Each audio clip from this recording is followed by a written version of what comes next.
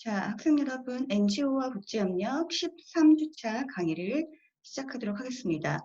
자, 이번 주 강의와 다음 주 강의만 기말고사 전까지 남겨놓고 있는데요. 이번 주부터는 NGO의 미래지향적인 모습을 좀 우리가 생각해보고자 하는 시간을 갖도록 하겠습니다. 그래서 이번 주는 한국 NGO의 현재를 정확하게 진단을 하고 미래 남겨져 있는 과제들이라던가 우리가 노력해야 될 부분에 대해서 알아보도록 하고요. 다음 주는 NGO 전체, 국제적으로 NGO 전체가 갖고 있는 과제점들을 중심으로 알아보도록 하겠습니다. 자, 한번 교과서 이 범위에 대해서 말씀을 드리자면요. 이 13주차 강의가 다룰 내용은 NGO 학책 제12장에 나와 있는 부분입니다. 참고 바랍니다. 자, 12장에 있는 표를 좀 가지고 와봤는데요. 2010년 기준으로 한국 NGO가 정부에 등록되어 있는 현황을 나타내고 있는 표입니다. 행정안전부에서 발표한 표이기도 하고요. 행정안전부의 자료에 의하면 2010년도 현재 토탈 9천여 개, 9,179개의 NGO가 정부에 등록되어 있음을 알 수가 있습니다. 근데 여기서 우리가 알아야 될 부분은 일정한 수준의 조직 규모를 갖춘 단체만 이 정부에 등록을 하기 때문에 규모가 작거나 비공식적이거나 뭐 온라인만 활동을 하는 뭐 이런 단체들은 다 빠져 있습니다. 이 표에서 알 수가 있듯이 전체 9,200여 개, 지금은 많이 증가했겠죠. 가 등록이 되어 있고 11%가 중앙행정기관에 등록이 되어 있고 그 다음에 약 나머지 89%가 시나 도의 광역자치단체에 등록이 되어 있습니다. 자, 다음을 볼게요. 시민운동정보센터라는 곳에서는요, 이 3년마다 3년을 주기로 한국 민가단체 총람이라는 것을 보고서를 발행을 하는데 이 보고서를 보면은 대략적인 한국 NGO 규모를 파악할 수가 있습니다. 하지만 이 또한 그렇게 정확한 수치를 나타내고 있는 것은 아닙니다. 중앙기관별 등록 현황을 좀 보면은요, 행정안전부, 문화관광체육부, 보건복지부, 환경부 등의 등록한 NGO단체가 가장 많이 나타나고 있습니다. 상당히 많은 부처의 NGO들이 등록이 되어 있다는 것인데요. 이것은 우리가 예전에도 배웠지만 상당히 많은 부분에서 NGO 단체가 활동을 하고 있다는 것을 반영한 것이기도 합니다. 단지 이제 한쪽으로 굉장히 쏠리는 현상은 보일 수가 있으나 시민들의 이러한 다양한 사회 현상과 사회 문제에 대한 관심이 더 늘어나면서 대한민국 시민의 이 중앙기관부 등록 현황도 조금 더 이제 보편화되는 현상이 나타나고 있다는 것입니다. 자, 그러면 한국 NGO가 등록이 되어 있는 이 곳은 어디일까요? 자, 지역을 한번 살펴보자는 것입니다. 이 표에서 먼저 표 12-3을 좀 보시면요. 가장 많이 등록되어 있는 지역은 경기도와 서울입니다. 뭐 예상한 바였겠죠.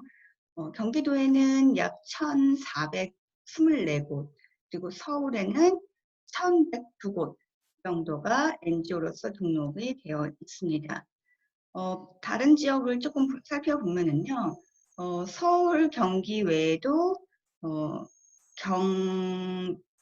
전북 지역, 그쵸? 전북 지역, 그리고 경북 지역에 지방에 위치한 지방으로서는 가장 많은 NGO가 등록되어 있음을 알 수가 있습니다.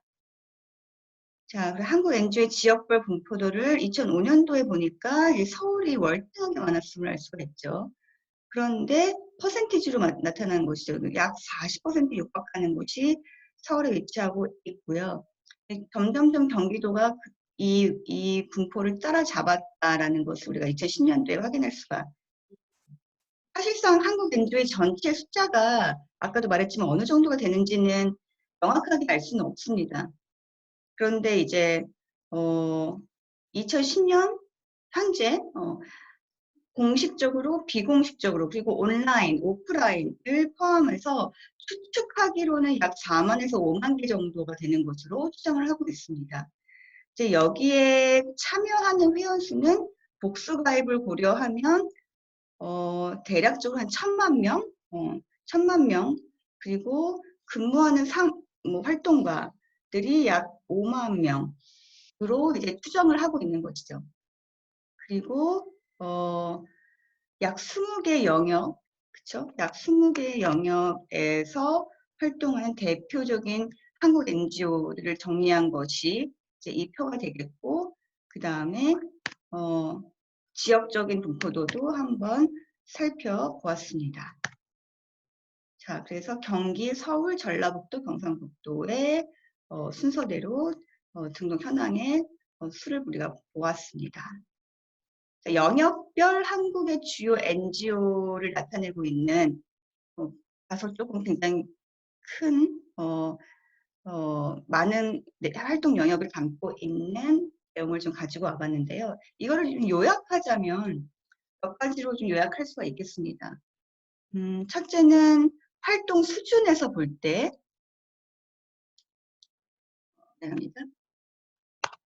활동 수준에서 볼 때 전국 NGO보다는 지방 NGO나 커뮤니티, 지자체 또는 더 작게는 마을 수준의 커뮤니티 NGO가 많다는 것을 알 수가 있고요. 국제 NGO는 매우 적습니다. 여전히 한국에서는. 여기 보시면은 국제연대 NGO를 활동 영역으로 두고 있는 NGO들이 이제 뭐 굿네이버스 월드비전, 그리고 뭐 한국 국제기아대책기구 이런 쭉 나와 있는데요. 사실 지금 현재 우리가 많이 늘어난 것으로 알고 있지만 여전히 국제 NGO가 이제 대한민국의 지부를 두고 활동하는 국제 NGO들은 여전히 외국 다른 선진국에 비하면 현저히 떨어지는 편입니다. 둘째는 조직 구조 또는 조직 형태에서 이제 NGO를 좀 살펴보면은요, 단독형, 연합형이 상당히 많은 것을 알 수가 있습니다. 그리고 다양한 형태의 연대 협의체도 거의 모든 영역마다 조직되어 있음을 우리가 확인할 수가 있고요. 그 다음에 전문가 중심 형보다는 활동가 또는 풀뿌리 조직형이 조금 더 많은 우리가 대한민국 NGO에서는 확인할 수가 있습니다.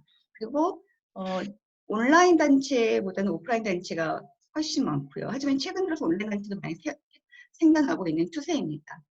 그리고 중개형보다는 현장 활동형 NGO가 훨씬 많고요. 그 다음에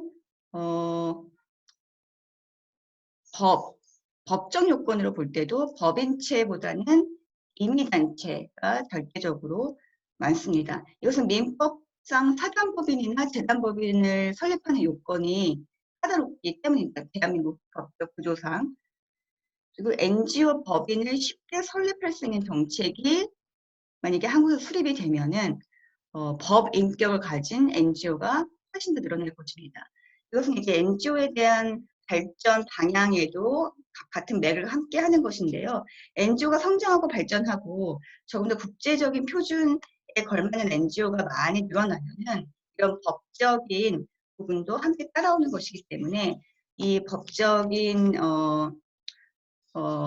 것이 어느 정도 향상되고 개선된다면 이 법인체 NGO가 훨씬 더 많이 늘어날 것으로 예상이 됩니다. 한국의 활동 영역별 분포도를 조금 더 자세하게 구체적으로 보면은요,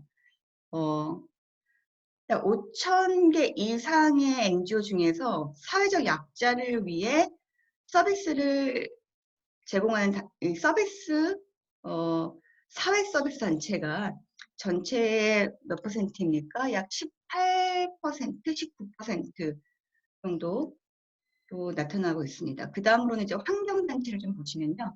환경단체가 전체의 약 13% 정도 되죠? 13%를 차지하고 있습니다. 여기서 이제 가장 많은 분포도를 차지하고 있는 시민사회는요. 사실상 기타 영역에 해당합니다. 영역별로 구분하기 어려운 단체를 다 일로 몰아넣은 거기 때문에 이게 이제 의미하는 바는 크게 없고요. 다음으로 이제 사회 서비스와 환경 부분, 이 부분이 가장 많이 활동하는 영역이라고 보시면 되겠습니다. 최근 들어서 이제 국제 협력 부분도 좀 늘어나고 있고요. 그 다음에 문화 부분도 늘어나고 있는 추세입니다. 다시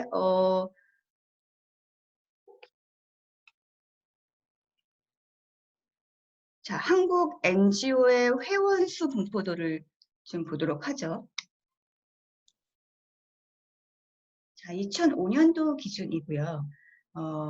사실상 아까도 얘기했지만 명확하고 정확한 NGO의 규모 또는 회원수 등을 우리가 알아내기라는 참 어려운 일입니다. 여전히 어려운 일이고, 왜냐하면은 너무나도 작고 그리고 비공식적으로 활동하는 단체들이 많기 때문에, 그래서 회원수를 알 수 있는 NGO 단체들로만 우리가 조사한 결과 한 1,700여 개 NGO 중에서 회원수 1,000명 이하가 전체 47,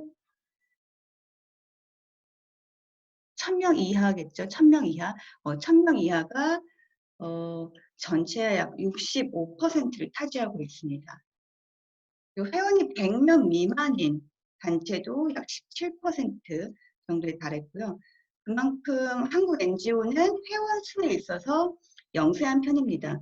여러분들 회원 수가 NGO의 그 독립성과 NGO의 자율성에 지대한 영향을 미친다라는 것을 우리가 익히 배워서 알고 있는데, 회원 수는 그 NGO의 활동을 지지해주는 회원이 되겠습니다. 그래서 그 회원은 한 달에 약 일정 부분의 그 회비도 납입을 하고요. 그리고 회원 수가 많아야지만 그 NGO가 더 힘을 받을 수 있다라고 우리가 배웠는데, 100명 미만의 회원을 보였다는 것은 그 NGO가 굉장히 좀 열악하다, 이렇게 우리가 볼 수가 있습니다. 회원 수의 이제 설문, 이런 것들 보통 다 설문조사에 의해서 우리가 통계치를 잡고 있는데, 회원 수가 이제 뭐 많고 적고를 알아내기 위해서는 그 회원 수의 응답이 굉장히 중요한 역할을 합니다. 이제 회원 설문에 응하지 않는 단체가 대체로 회원 수가 굉장히 작은 단체이고, 회원 수의 통계에도 뭐 약간의 이제 에러가 있다는 것을 고려할 때 사실상 회원 수의 영세성은 훨씬 더 심할 것으로 추측이 됩니다. 그리고 회원 수가 약 1만 명이 넘는 NGO 단체는 전체의 약 11%, 11% 정도에 지나지 않는 것으로 파악이 됐습니다.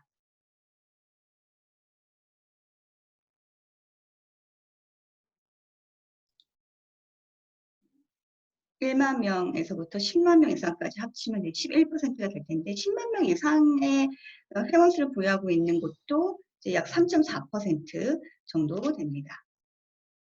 한국의 NGO의 상근자 수 분포도를 좀 살펴보면요. 여기서 말하는 상근자는 뭐 직원이 될 수도 있고, NGO에서 활동하는 활동가가 될 수도 있습니다. 즉, NGO에서 일을 하는 사람들, 이제 우리가 상근자라고 이해할 수가 있는데, 상근자 분포도를 보면은요, 어,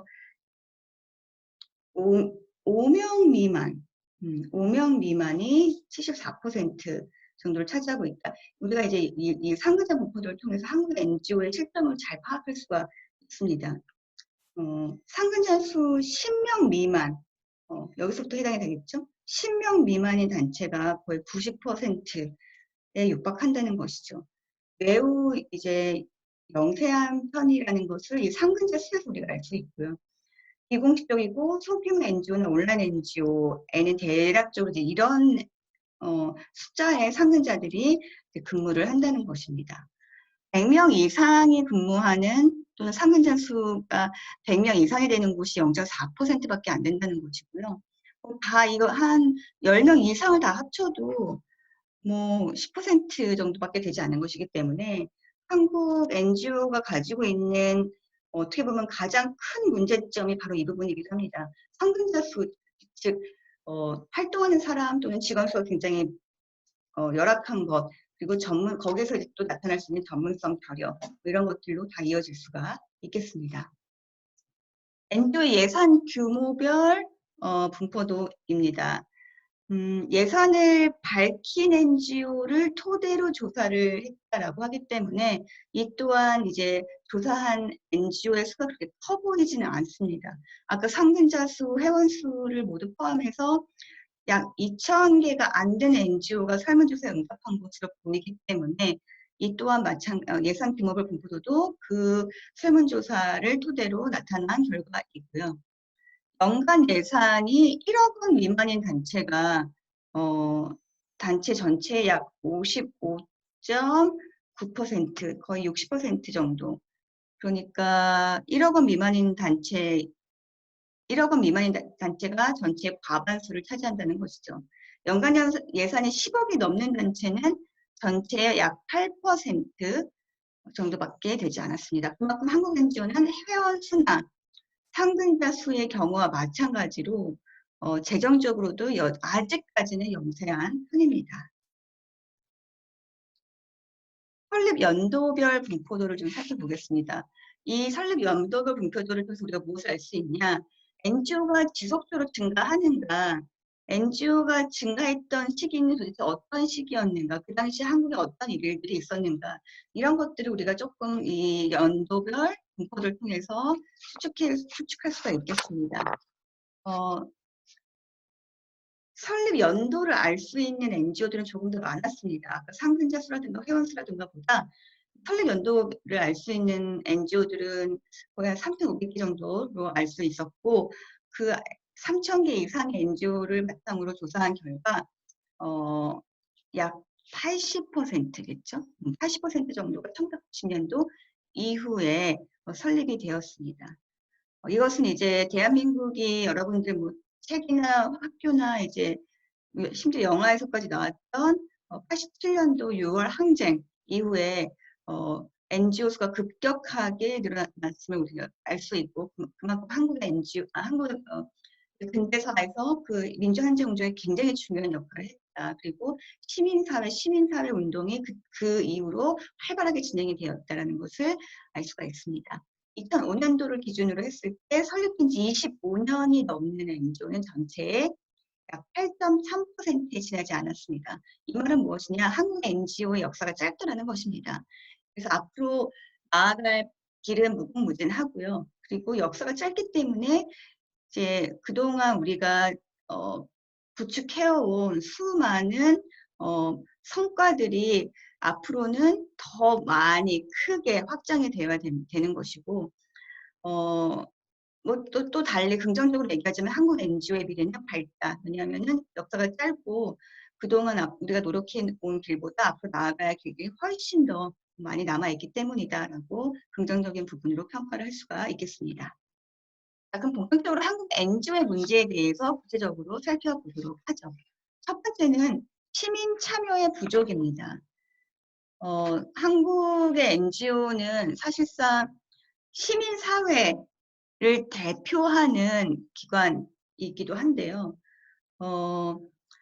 시민 없는 시민운동이라는 비판이 나올 정도로 시민 참여가 현저하게 떨어지는 편입니다. 한국의 NGO나 시민사회는 아주 소수의 지도자 또는 활동가에 의해서 진행이 되고 있고, 시민의 적극적인 참여는 매우 떨어지는 것으로 나타납니다. 시민단체의 회원으로 참여한다고 하더라도 그들이 굉장히 수동적으로 회비만 납입하고 시민운동에는 적극적으로 참여하지 않는 그런 양상을 띠고 있고요.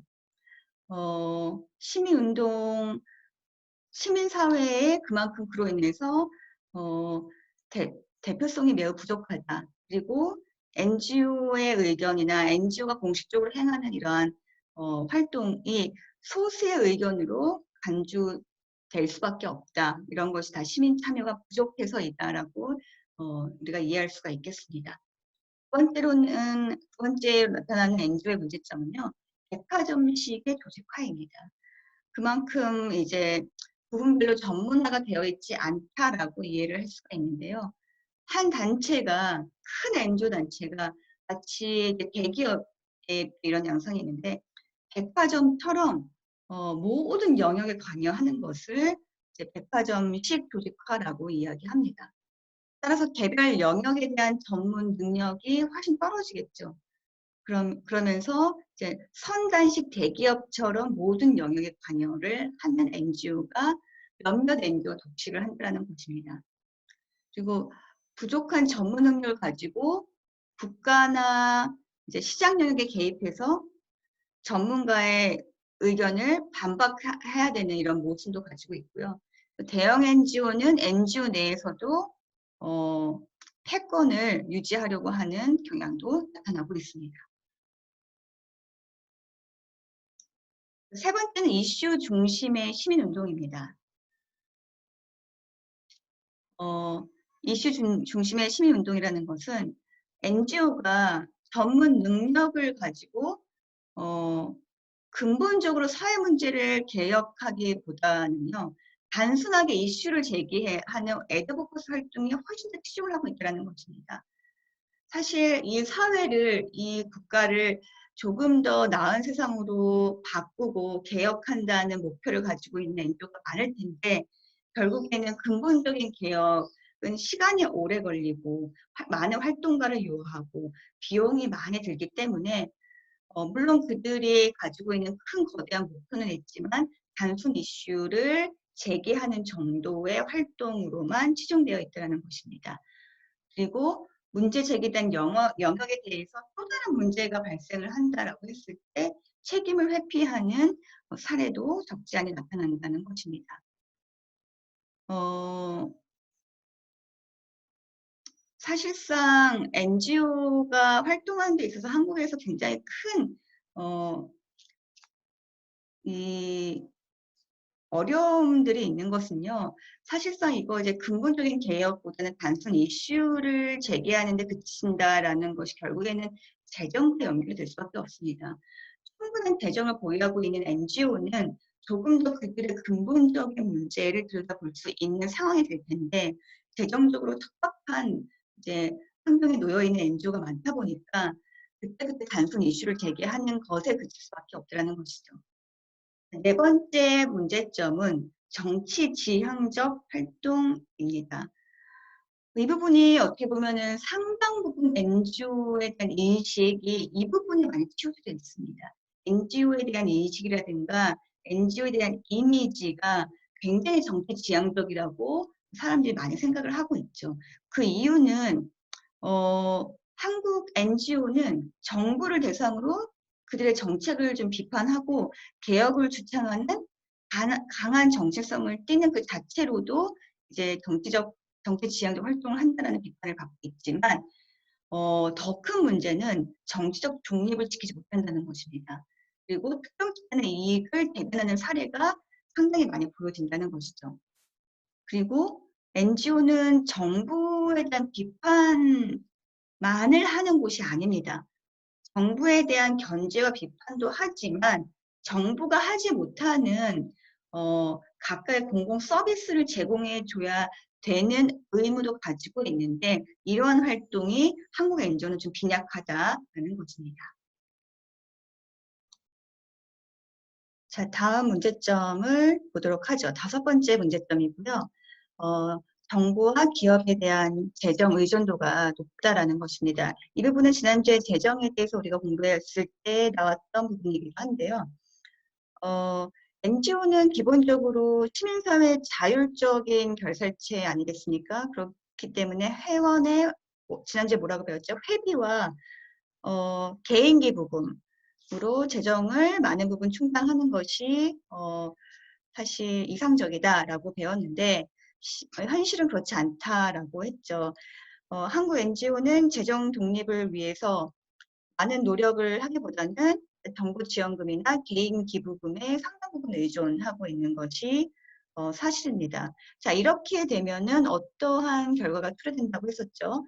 결국에는 NGO 자체의 자율성이 훼손되고 독립성이 결여될 수 있다라고 우리가 배웠고, 또한 정부와 기업을 제대로 견제해야 되는 대상이 바로 NGO인데 이 부분의 역할 또한 어려움이 있다라고 배웠습니다.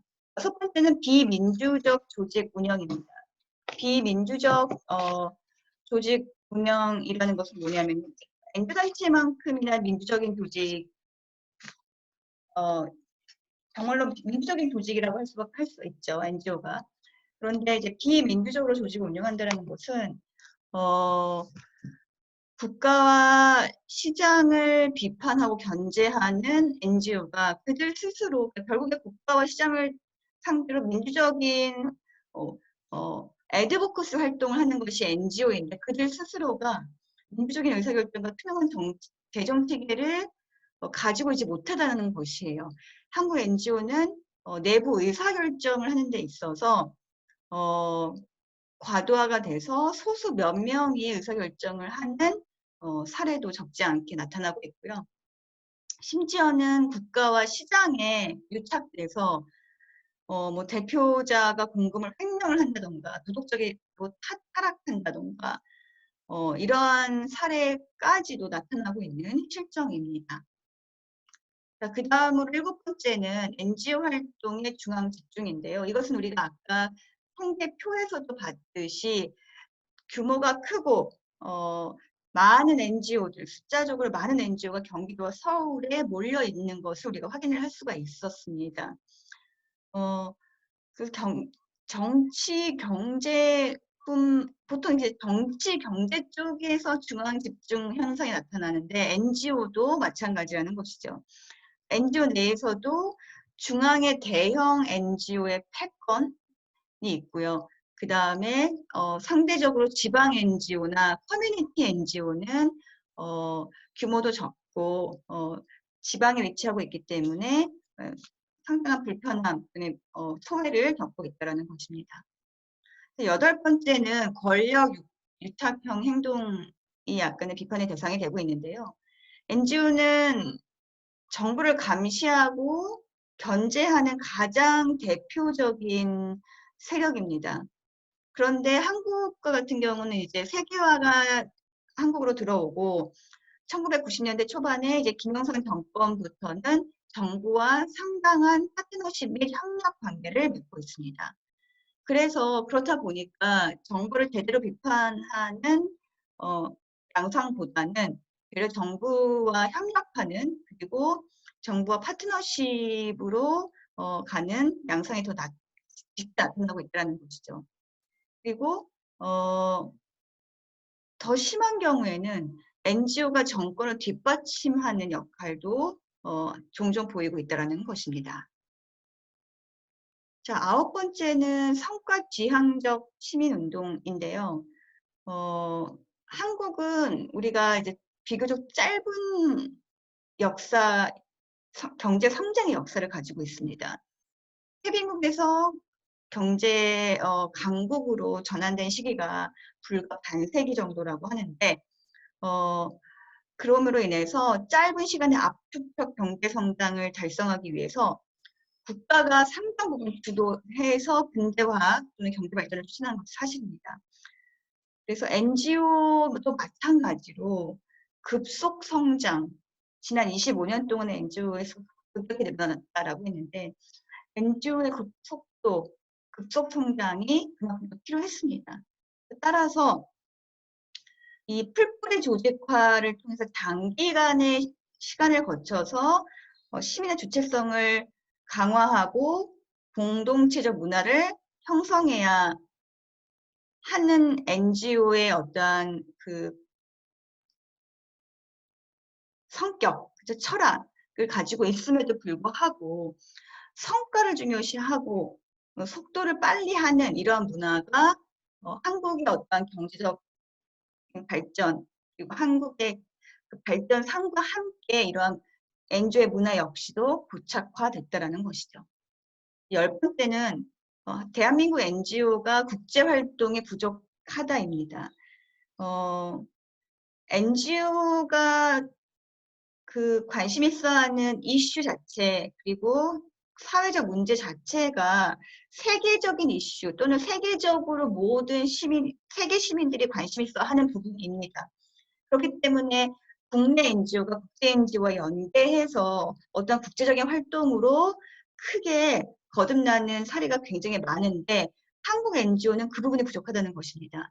그래서 국내 문제에만 집중해서 이 국제활동으로 눈을 돌리지 못하고 있는 상황이고요. 지구화에 따르는 이 초국적 기업이 만들어내는 이런 문제점에 대한 견제, 그리고 개발도상국들의 어떤 발전, 뭐 이런 것들을 위한 활동도 상당히 빈약하다는 비판을 받고 있습니다. 자, 그렇다면 한국 NGO가 앞으로 풀어나가야 할 과제 및 한국의 NGO가 가지고 있는, 안고 있는 발전 방안은 무엇일까요? 개발에 대한 관점과 방향, 그리고 활동 근거의 재정립이 필요합니다.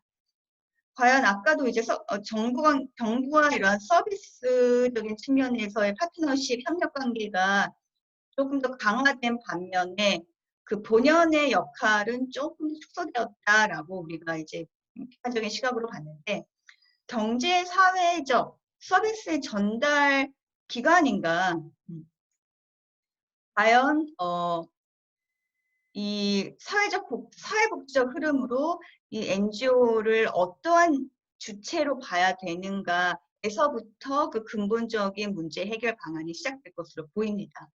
그리고 한국의 또 다른 특징, 한국 NGO가 가지고 있는 또 다른 특징은 뭐냐면 상당히 종교에 기반한 NGO들이 많다는 것입니다.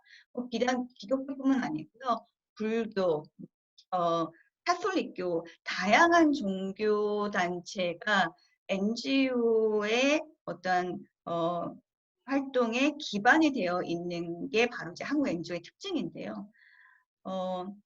자선 활동의 국제적인 확장을 이제 이들이 펼치는 모습을 또 보니까 굉장히 선교적 흐름이 강하더라 하는 부분이 있습니다. 이 부분에 대한 또 찬반 논란이 존재합니다. 과연 선교적인 방향성을 가지고 NGO 활동을 지속해 나가야 될 것인가에 대한 찬반도 존재하고요. 사실상 이 부분에 대해서 전문가들의 어떤 논문도 많이 나와 있는 상황입니다. 이 부분, 결국에는 한국 NGO만의 정말 독창성이라고 해야 될까요? 한국 NGO만의 어떠한 독창성 있는 특징을 우리가 이제는 정착할 필요가 있는데 과연 어떠한 한국만의 NGO로 우리가 이 NGO를 발전시켜야 될 것인가를 한번 다 같이 고민해야 할 시기라는 것입니다. 두 번째는 정부 지원의 정책적 개선 및 확대가 필요합니다. 그리고 이 부분은 상당히 많은 부분 개선이 되어 왔다고는 하지만 아직까지도 갈 길이 멀고요. 이게 아까 우리가 얘기했던 법적, 그렇죠? 법적 개선도 필요하다는 것입니다. ODA 중에 NGO 지원금 증액만이 아닌 개발 NGO의 역량 강화, 인재 양성, 그리고 개발에 관한 국민 인지 제고 등 다양한 분야에서 개선 및 지원 확대가 필요한 시점인데요. 그 부분을 누가 먼저 드라이브를 해줘야 되는가? 바로 정부라는 것이죠. 정부가 NGO가 얼마만큼 중요한 주체라는 것을 빨리 파악을 하고 인지해야지만 이런 정책적 개선으로 연결될 수 있다는 것입니다. 사실상 정부도요, NGO가 얼마나 그들에게 중요한 파트너인지 이미 알고 있고요. 국제적으로는 NGO가 국제사회 또는 국제기구 또는 선진국의 다양한 정부의 역할, 활동에서 굉장히 중요한 파트너로 이미 자리매김한 바 있습니다. 한국은 아직 그 정도까지는 안 되어 있는데 있는데요. 한국 정부도 하루빨리 정부가 할 수 있는 일, 정부가 잘하는 일 말고 정부가 함께 협력해서 NGO가 그 활동을 했고 NGO가 그 과제를 수행했을 때 훨씬 더 많은, 훨씬 더 효과적인 시너지 효과가 일어날 것이라는 것을 한국 정부도 빨리 더 많은 부분 인식을 하고 조금 더 NGO가 더 활발하게 활동하고 그로 인해서 NGO가 더 많이 발전할 수 있도록 정책적인 지원을 아끼지 않아야 된다는 것입니다. 자, 그리고 여기에 이제 오타가 좀 있는데요. 제가 붙이도록 하겠습니다. 자, 이어서 한국 NGO의 과제 및 발전 방안의 세 번째 과제는 이제 전문성을 확보하는 것입니다. 여기 오타인데요. 제가 이제 붙여놓도록 하겠습니다. 사실상 국내 NGO가 예전에 비해서 많은 전문성을 확보한 것은 사실입니다. 하지만 조금 더 전문적인 인력이 확보가 된다면 향후 NGO의 미래는 밝다고 보여집니다. 1세대라고 불리우는 이제 긴급구호라던가 개발협력 부문의 전문성 확보가 필요하고요. 그리고 2세대에 해당되는 개발교육 및 3세대 옹호 활동으로의 영역 활대도 필요한 상황입니다. 사실상 이제 긴급구호나 개발협력 부분의 전문성은 어느 정도 지금 증가하고 있는 추세인데 이 교육이라던가 연구 그리고 정책 제안 이런 부분들의 전문성을 가지고 있는 인력들이 지금 현저히 필요한 것이 사실입니다. NGO만의 전문적 사업 운영 체계, 이제 우리가 PCM이라고 불리는데 PCM은 NGO뿐만 아니고 국제개발 협력 분야에서도 활발하게 쓰이는 이제 프로젝트성 시스템이고요. 이런 것들을 NGO만의 전문성을 담은 이런 프로젝트 기반의 PCM을 개발할 필요도 있고요. 그 다음에 특히 사업 평가 능력을 알고 적절하게 활용할 수 있는 전문가의 양성도 필요한 실정입니다. 그리고 네 번째는 사업 예산의 안정적 확보가 필요합니다. 이 부분, 재정적인 부분은 NGO가 안고 있는 문제점이라든지 과제에서 계속 나오고 있는 부분인데요. 사실상 우리가 지난주에 NGO의 재정에 대해서 배울 때 NGO만의 올바른 그리고 적합한 포트폴리오, 재정의 포트폴리오를 구축하는 게 굉장히 필요하다라고 배운 바가 있는데 역시나 이제 사업 예산의 안정적으로 안정성을 확보하는 것이 어떻게 보면 향후 한국 NGO가 나아가야 할 방안입니다. 다양한 채널을 통해서 지원을 확보하는 게 필요하고요.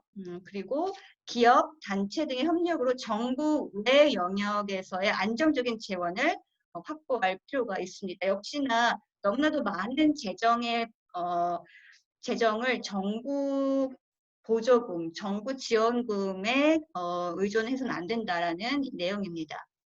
자, 다섯 번째는 역시나 이제 인재 양성인데요. 아까의 전문성 확보하고도 이제 어떻게 보면 직결되는 부분입니다.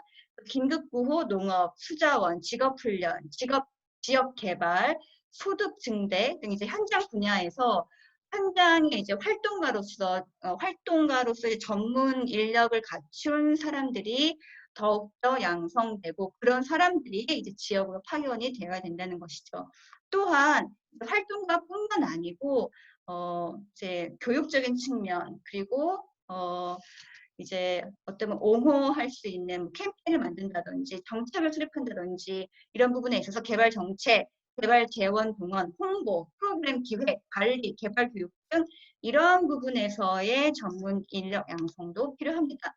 이제 인재를 크게 두 가지로 나눠볼 수 있는데 현장을 지휘할 활동가 그리고 조금 더 이제 개발 정책적으로 조사를 하고 자문의 역할을 할 수 있을 만한 그런 전문가 이렇게 필요한 상황입니다.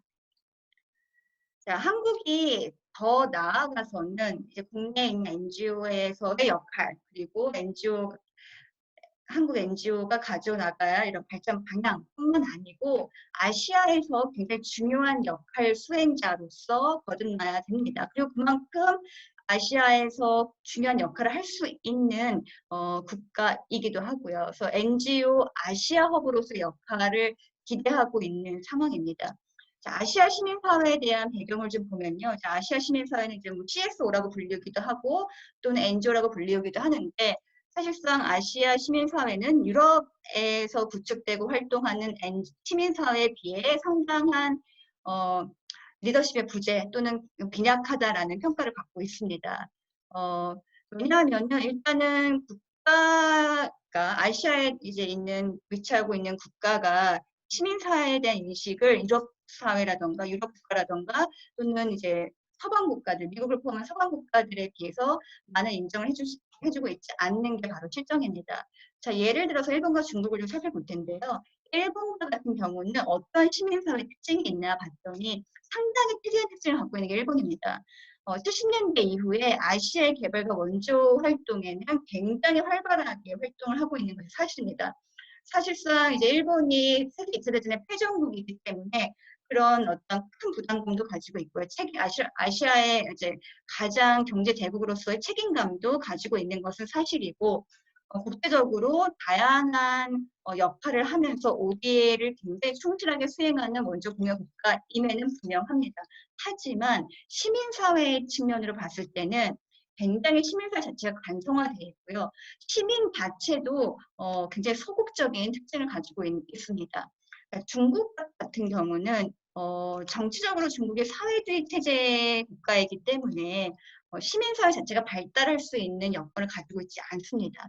시민사회가 결국에는 국가의 지원을 받아서 일정한 그리고 한정적인 사회 서비스를 생산해내는 극히 초보적인 수준이라고 볼 수가 있습니다. 따라서 이제 우리가 아시아를 얘기한다면 물론 남아시아 국가들, 뭐 태국, 베트남 등등 다양하게 필리핀 등등 이제 시민사회가 발달되고 있고 이미 잘 구축되어 있는 국가들도 있지만 역시나 이 아시아의 경제라든지 아시아를 리딩하는 국가는 우리가 이제 동북아시아의 국가들을 주로 이제 얘기하기 때문에 그러면 선진국에 속하는 한국, 중국, 일본이 보통 아시아의 선두, 아시아 리더로서의 역할을 하기 때문에 시민사회도 마찬가지라고 할 수가 있습니다.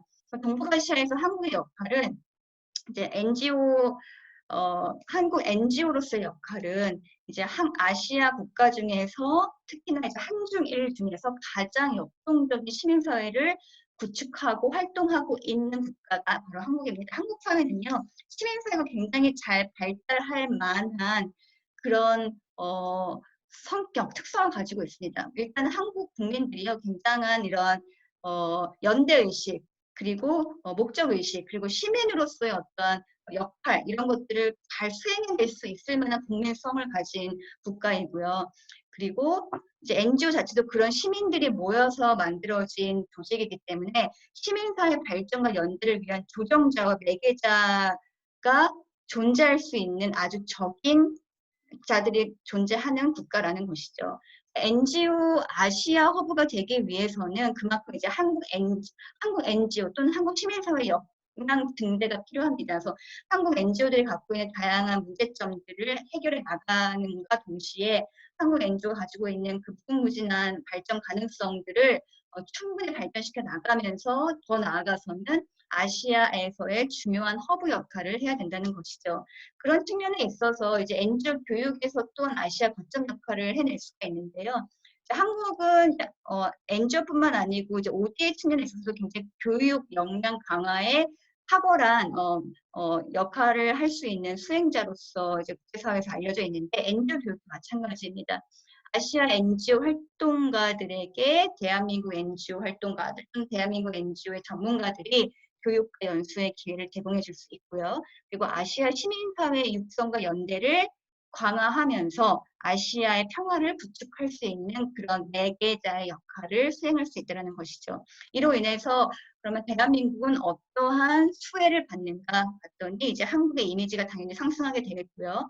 그런데 한국의 문화를 홍보한다던가 그리고 한국 대외 정책에 있어서 좀 용이한 위치를 차지한다든가 그리고 한국 NGO학이 더욱더 발달될 수 있는 그런 장점들을 가지고 있다는 것입니다. 자, 이렇게 해서 13주차 이제 강의가 끝났고요. 이제 빨간색으로 표기된 이제 문항을 읽고 풀으셔서 게시판에 업로드를 직접 해주시면 되겠습니다. 그러면 출석으로 인정을 해드리겠습니다. 마감 시간은 여기 나와 있는 대로 꼭 지켜주시고 여러분들 이제 얼마 남지 않은 이번 학기 마지막까지 최선을 다해주길 바랍니다. 자, 이번 주 수업도 수고 많았습니다.